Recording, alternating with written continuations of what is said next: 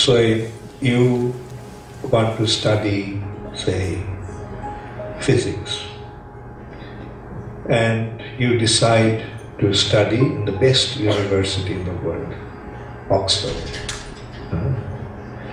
So you go to Oxford and get admission, right? But is the admission enough? Admission is the beginning.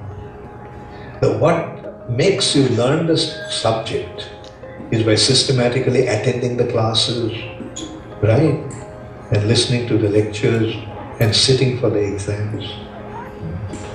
So Diksha is like the admission, and Shiksha is attending the course. Right? So without Shiksha, Diksha doesn't have any meaning. Just taking initiation is not enough. You have to practically practice the process and make spiritual advancement yourself.